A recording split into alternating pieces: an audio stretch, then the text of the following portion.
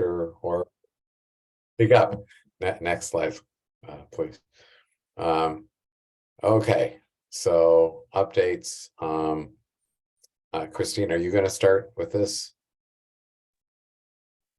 I think I'm the next slide. You're the next. Okay, so the new N3C publication intent form is available. Use the form to submit manuscripts, abstracts, posters, presentations to the publication committee to review. The link is on the slide, which can be accessed. We keep all of the historical slides which you can get. Demo of the new form, there's a nice link to it. And presentation of the N3C publication committee processes and policies is at the indicated link. Okay, next slide, please. Okay, so I think, Christine, this is your... That's me. Yes. So I was asked to give a really high-level summary of the change to the result download policy. The updated policy is on Zenodo. You can take a look at it. And really, we made some change to clarify some of the, we added a definition to really clarify what we mean by result, to understand what is an artifact, and that need to go and be approved by the result download committee. We clarified that at the request of NCAT, we clarified that individual who want to download data must first submit a DOR, and that the DOR must be signed, that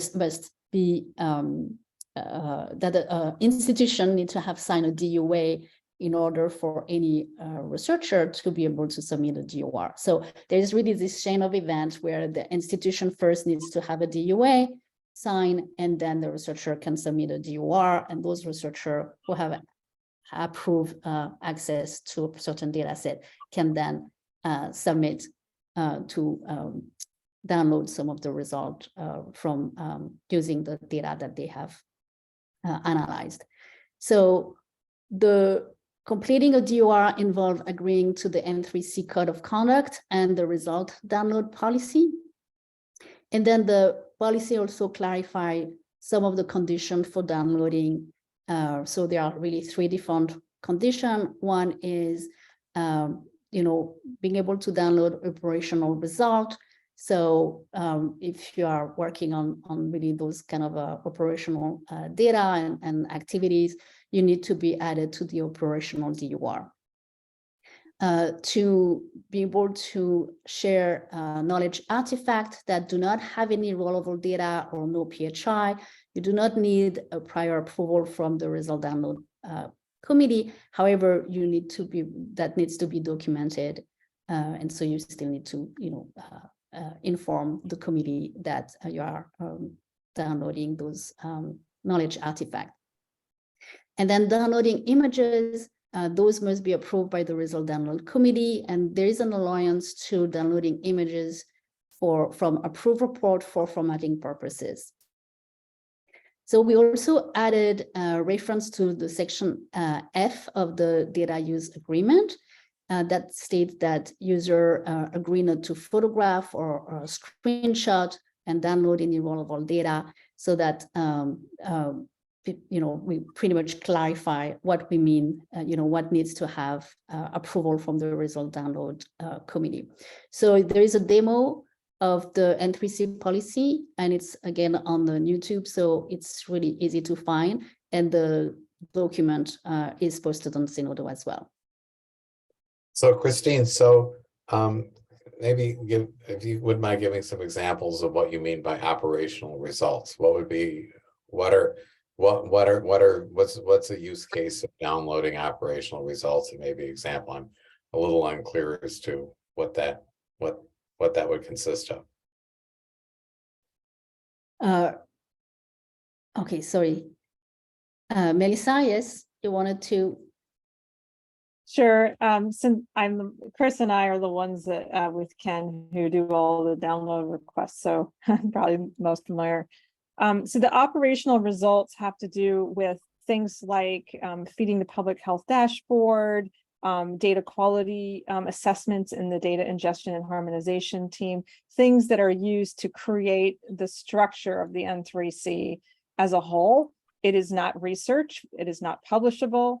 It is purely for the benefit of everyone else's use to do their own research. So there are specific DURs for those types of activities like data ingestion and harmonization and the like. So those are very special DURs that just the sort of engineering team works on.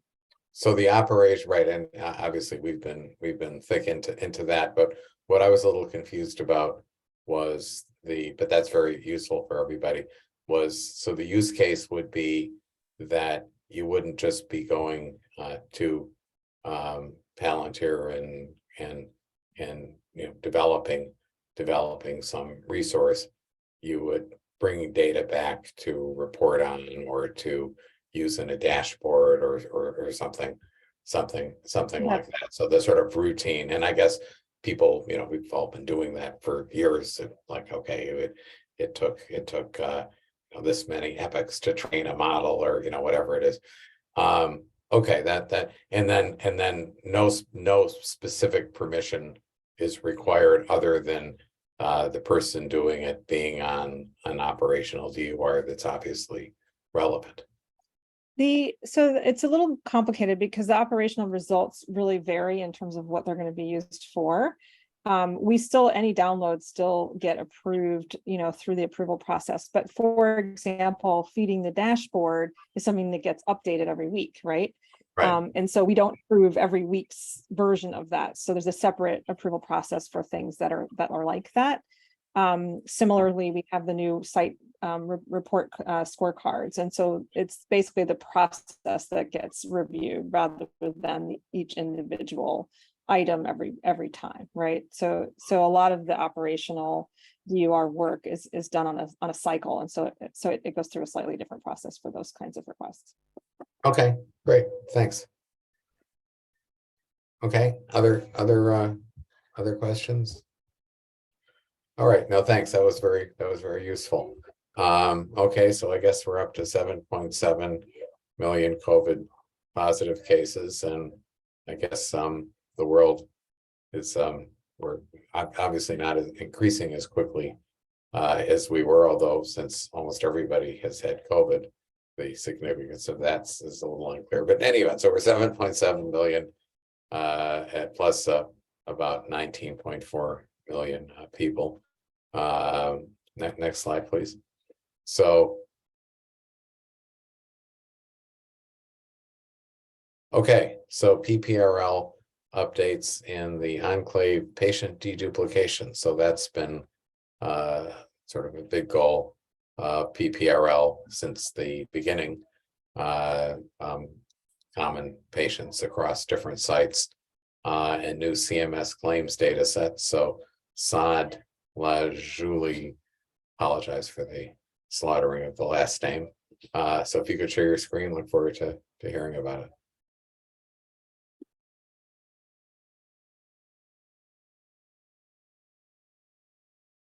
Oh, I'm sorry, back. It was, you know, the upcoming thing was in an unusual place. Forgot all about it. Okay, so up next, creating research protocols with new Enclave tool, protocol pad, and Kate Bradwell will be talking about that. So thanks. Thanks, Jill. So I'm briefly going to share a slide at first. So this is showing, let's just get it full screen. So this is showing the Enclave research documentation workflow. So when you perform research in the Enclave, what I'm proposing is that, or what usually happens in research, is that you design your methodology, you design a protocol to answer a specific research question. When the methodology is designed, then you collect the results, and a specific protocol could potentially be applied on different data sets as well. So then you would perform your study, obtain results, discuss the results, create a manuscript, once you've got the manuscript, then you intend to publish. So you submit your publication intent to the publication committee, and that is implemented in the Enclave currently publication intent form. And then once you've been accepted by the publication committee and they've reviewed your submission, then your work becomes a manuscript in the Enclave and it can be tracked. And currently, protocol pad and publication intent form are live in the Enclave. So as of today, we've added protocol pad to the Enclave homepage. About a couple of weeks ago, we added the publication intent form, so the Enclave publication intent process, to the Enclave homepage. So 2 out of these 4 interfaces are now live in N3C. What I'm going to explain right now is an interface that we've designed to specifically help researchers develop their methodology. So protocol pad. And it's really trying to define the methodology for a study and also note the limitations and biases of your methodological approach. It's designed to be very collaborative. So because research projects often have a wide range of expertise and analysts that are involved, this is a protocol which really helps to get research projects and analysts all on the same page, whoever's in the research project on the same page about the methodology being used. So I'll stop there and I'll actually switch to the Enclave homepage.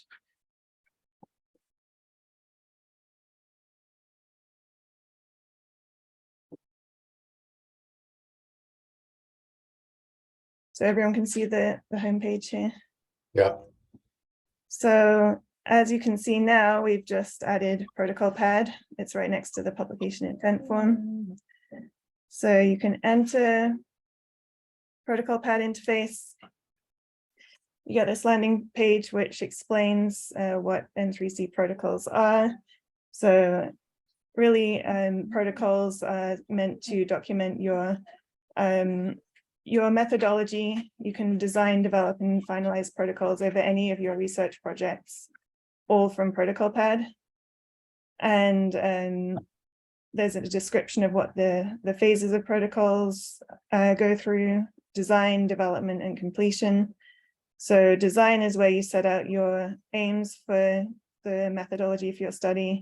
Development is the process of iteration, using electronic lab notebooks, and your daily work on actually refining the methodology. And then completing the protocol is where you gather the final set of steps and link metadata and methods that you've used for your protocol. And so you start a new protocol here. And I've actually got a protocol that I've been working on with the pregnancy episodes work that we did. So as you enter, you can either define a new protocol, which I'll show a bit later, or you can select an existing one that you're working on. And so this one, here's the title of your protocol. And you have a set of 3 steps. So this is the protocol design phase. As I explained, there's development and completion as well. And you can always enter back to the information page here. So you start with the design phase. First, you want to define your study type. Now, defining pregnancy episodes was a methods type of study. So this would be the protocol type would be methods. Say you were doing a case control study instead. You've got explanation of what each type of study is. So say it was a case control, you'd select observational, analytic, and then case control. In this case, it's a methods paper. And then once you've selected that and save this, you set the general design properties for your protocol. So you can modify the protocol name. provide an abstract, background rationale, citations, objectives for the protocol, notes on generalizability, coherence with the DUR, whether the protocol status, so maybe you're retroactively recording a protocol on something you've already published, you can set it to finished. You can set it to in progress. Possibly if you're waiting for analysts, etc., you can put it on hold. And you can set protocol editors. Now, this is an important thing to set because throughout the whole protocol pad, whoever you set as editors then can edit the electronic lab notebooks for daily work on the protocol and submit forms to modify properties of the protocol. So whoever you want to set here, only they have access to actually modifying the protocol. And then just a brief description of the methodology summary and the OMOP domains required, etc. Overall limitations and biases. So you complete all that, and then you have an option to define variables. So protocol variables are things like your population that you're examining, your exposure, if it's a type of study with exposure. So you can add a variable, and these are all the roles, and I was just adding different variables here, but you can add covariates, different types of variables that would usually appear on a directed acyclic graph when you're trying to look at interactions between variables in a study. So say it's a population, then you'd go and select the sample of subjects or define the sample of subjects that you're wishing to study. And then you can say optionally what the source of the variable is. Maybe you've got the definition of that population. If it's, say, the pregnant population, you might have got that definition from some prior literature, such as the ages, maybe 15 to 55, and women would be the population of interest for this study.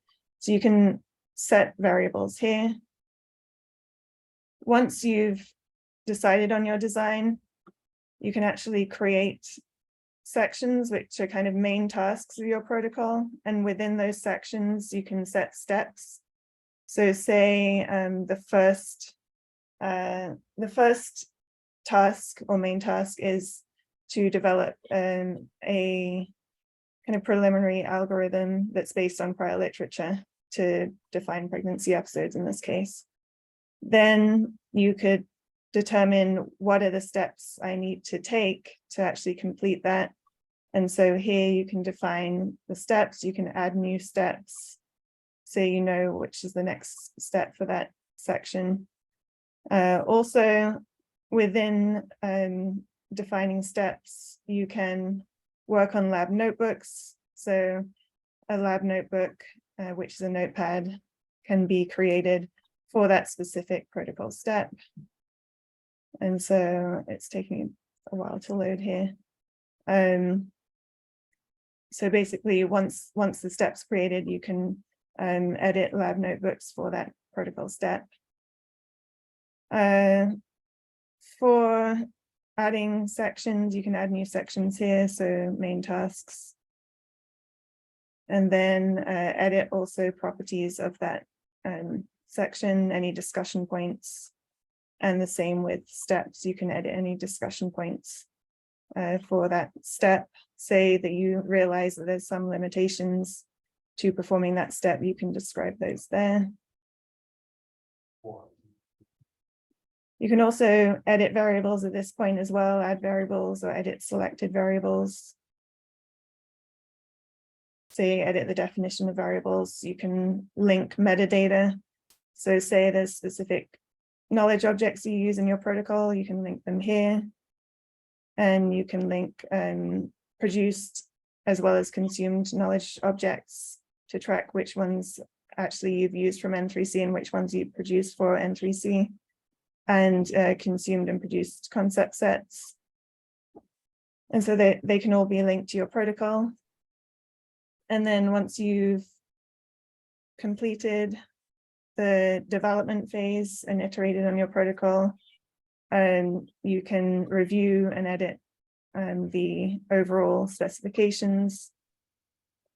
And also you can view a text version of the steps as well. Say if you want to be able to describe this in a methods section of a manuscript you're working on. And then you can also view an overall description of your protocol at the end. So this is the main output of Protocol Pad, the protocol overview document.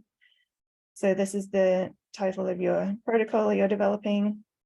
You specify within the previous steps, you've specified the data release version, the level of data access, etc. And so all this information in this protocol overview document is actually pre-populated from all the fields that you filled in previously in Protocol Pad. So you have all these. So this is really ideal for submitting as supplementary methodology or supplementary text for journal submission. And then it details what the actual sections and steps are that you've defined. So it lays everything out and to more clearly define what your methods are that you've used for your study. And also in terms of collaboration, we've also got features such as team comments, so you can add particular comments that you can resolve as well. So once you've addressed the comments, you can resolve them. So that's all tracked here. You can also add comments on specific protocol sections. So, for example, modify this section. So then that gets saved onto the protocol section, and you can see how many resolved and unresolved comments there are on that section. So that's useful to see who's interacted. Maybe one of the analysts has said we need to modify this particular task of the protocol. So you can see that they've made a comment here. So this really enables greater communication between the analysts in a research project. Also here you can see how many steps are defined per section. You can renumber sections as well using this feature. So all of your sections and steps can be renumbered here. And it generates a hierarchical numbering system. So say you have a section that's section 1, and then 3 steps. Those steps would be 1.1, 1.2, 1.3. And that relates to what you're seeing in terms of the final layout of the sections and steps when you view them as text. So again, the overall aim of Protocol Pad is to more clearly lay out methodology for your study. And I think a widespread problem in research is that there's limited space for methodology in manuscripts. And so this really helps researchers produce a more detailed and structured document that can actually show what the methodology was that you could submit as a supplementary text, supplementary methods for a journal submission. And also it provides tracking of what metadata you've used, attribution of the metadata, more clearly defining what variables are used. And things like defining the variables that are used in protocols are also important. If you want to be able to search for existing protocols that have specific values or definitions for variables. So here we've got a link to Protocol Browser. So I've actually made a few protocols public, so example protocols. And when you click on one, you can actually see the protocol overview document. So this is useful to see examples of how protocols are defined and what kind of variables they're using. And this enables you to actually filter on specific variables, for example. So variable value, you might have specific variable value that you're interested in. You can filter on protocol type. So you might be interested in case control studies. So you can just select case control studies, and then the case control studies will show up. So this is very powerful for showing examples of specific study types as well. Currently, I'm in the process of trying to complete more example protocols, but this is intended to eventually be a browser where researchers can submit their completed protocols as well. And they can be browsed either by the variables they contain, or the linked metadata, or the properties of the protocol itself.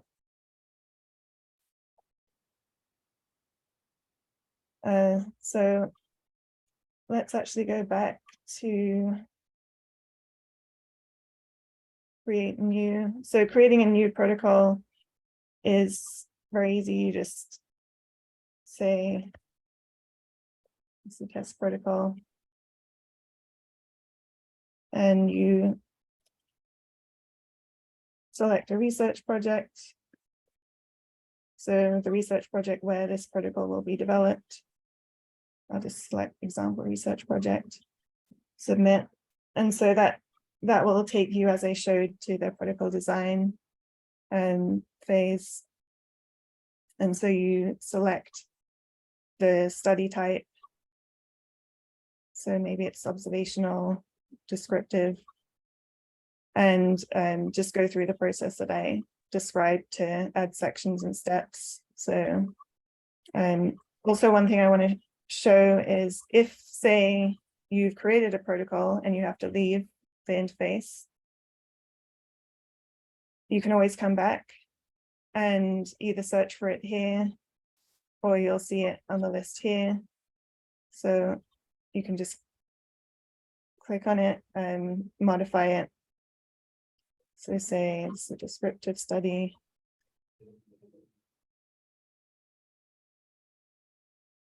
And then set properties. I won't fill in all these fields, but the abstract, etc. And we've made very few of these fields required fields for submission, because it's really an iterative process designing a study.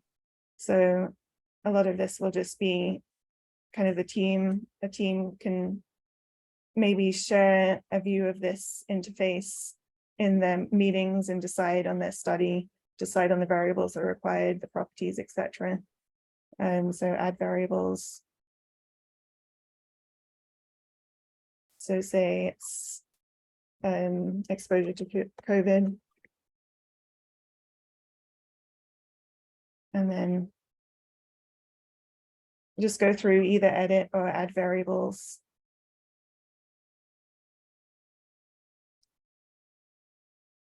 When you haven't created any sections or steps, this is the view you're going to see. So you'll know that you have to create sections, and within those sections you create steps.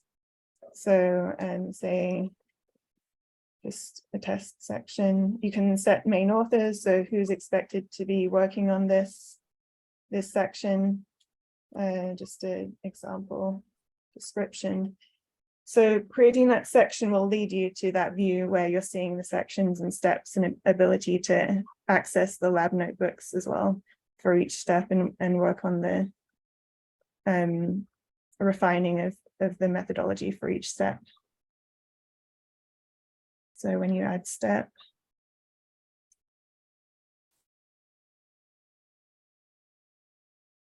again, it could be, but I'm working on it.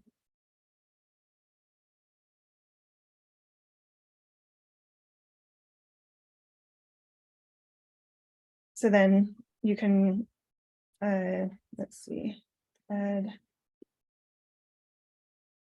If you go to view lab notebook and you haven't created one, you have to create one here. So you decide where you save it. So this could be example research project.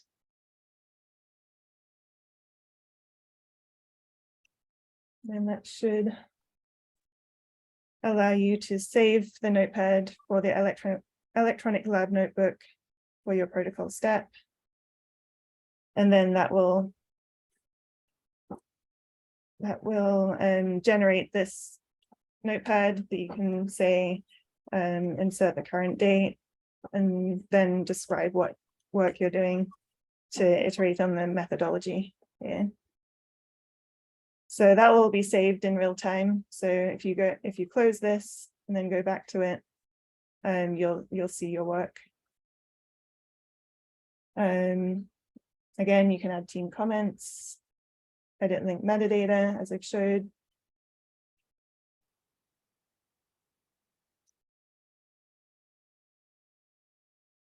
And then review. So I've only created one section in one step. What you'd want to do is actually ensure that you're numbering the sections and steps. So if you have many sections and many steps, you'd want to ensure that you're numbering them.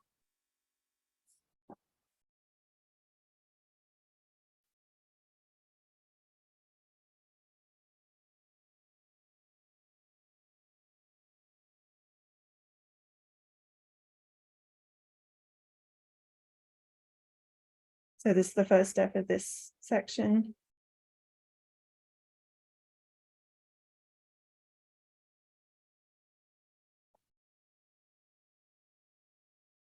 And so this allows setting out what the main tasks and their steps are in a research project really allows researchers to understand what's the progress that's been made on this protocol, how people can contribute to the protocol itself, and just more clearly sets out the steps. There's also a way to just view a read-only version of the electronic lab notebooks. So every single lab notebook of the steps can be viewed here as a list. Say if there needs to be additional collaborators, decision support analysts, or requests for audit, all the lab notebooks can be visualized in a list here. I think I can better show that with the other.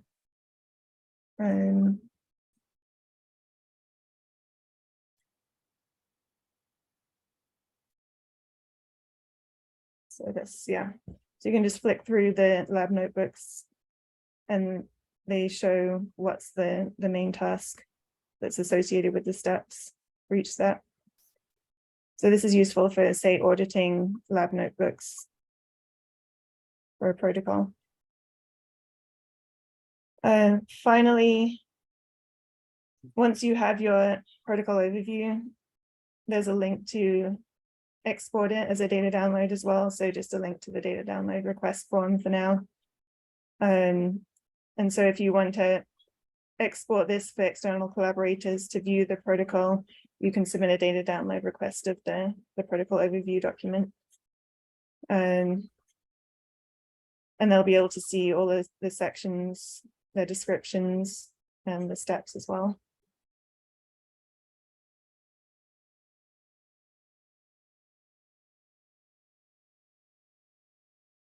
So this is a very detailed interface, a lot of features. I definitely wanted to enable a wider variety of features such as defining variables, because this is definitely useful for being able to find protocols of relevance as examples and to more clearly define your study as well. Does anyone have any questions? Just to point out, there's also a link to a selected protocol. So say if you have a protocol you want to share, you can derive a link to it, and there's detailed instructions on making a protocol, a quick start guide as well to writing a protocol. Hey, Kate, we've got a question asking to highlight the help and feedback dropdown. Yes, that's what I just showed. So Oh, so sorry. that's all right. So yeah, there's a quick start guide, a detailed guide that Harold Lehman put together, and some background reading. So I think this is a link to a description of the background work to defining protocols. So important question, anonymous attendee, will users need to use the protocol pad or is this optional? This is optional. It is highly recommended to develop protocols in Protocol Pad, just because it is a more organized approach. And the publication committee would definitely like to receive protocols as a data download request, as one of the data download requests that you specify in the publication intent, but it's not required. And so that would really help the publication committee understand the approach taken for manuscripts, and that's suggested that the download request of the protocol overview document is submitted with a publication intent as well. Yeah, and I'm sure it'd be very useful in parsing what people are wanting to publish. Cool. Is this being used? Are you planning to use this in other contexts other than N3C? This is obviously quite general. That's a great question, and that's why I have designed it in such a general way. So it's not, for example, it's not as if you create a case control study and then the rest of Protocol Pad just allows you to enter fields for a protocol for a case control study.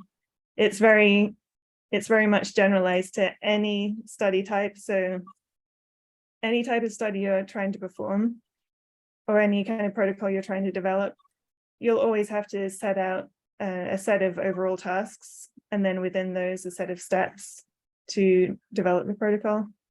You'll always have to have variables that are associated with the protocol. So anything in this interface is just designed for the general case, so not specific study types. If it's relevant to any study type or any type of research question, then it'll be added as feature to Protocol Pad. But yeah, this could be for not even observational health research. It could be for any protocol development. Yeah, no, it's very cool. It looks very general. Harold says, if PP is not helpful, please provide feedback. Okay. We can, yeah, it's definitely an evolving product. We'd like to hear feedback, features that are useful, things that need to be modified. So I guess the overall idea is to make the process of research more organized and more collaborative. So anything that we can add that would be conducive to that would be fine to add in. Right. Cool. Wonderful. All right. Any other questions?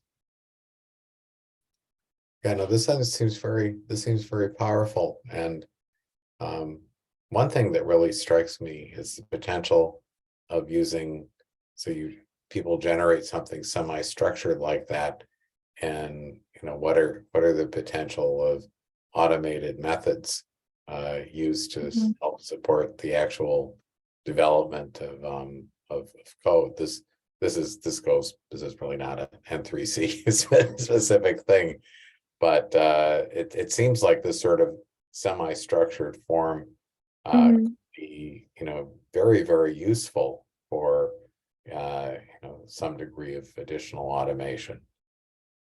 I think the idea of suggested next steps would be very interesting to add into Protocol Pad. So you say what study type you have, you say what population or other variables you want to look at, and then you'd have an ability to say what are the suggested next steps given that I have this goal. And I think that's something that say the Galaxy Workbench has as a feature.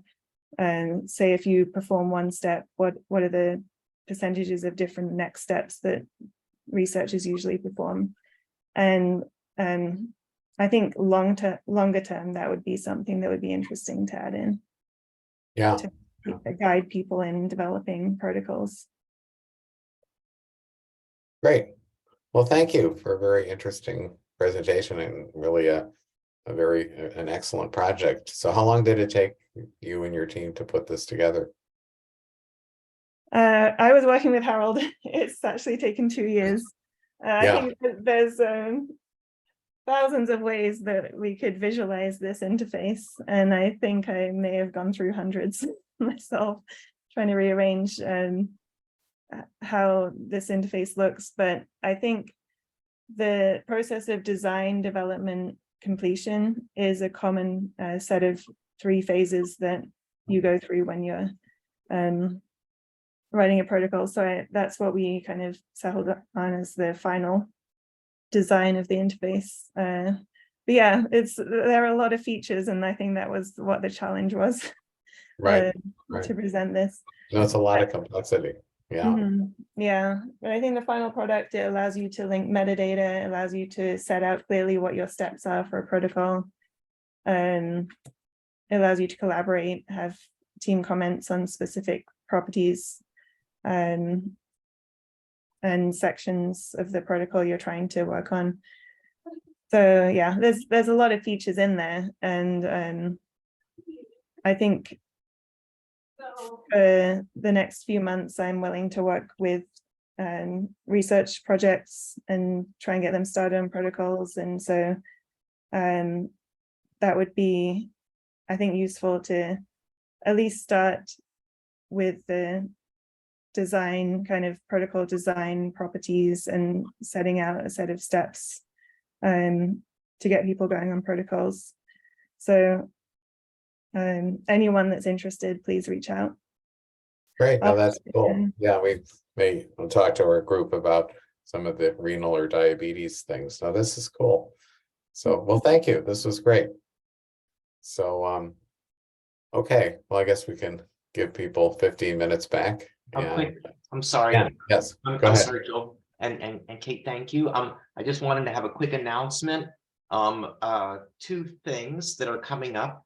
The Palantir team has worked very hard, and everybody will be having access to Jupyter notebooks in their workspace. Oh, cool. Yeah, it'll be, and I've been chatting with Saad and Maya and Amin, and this will be available within the week or so, 1 to 2 weeks. So you will see this, and I'm sure they'll give you we'll put out some instructions on it.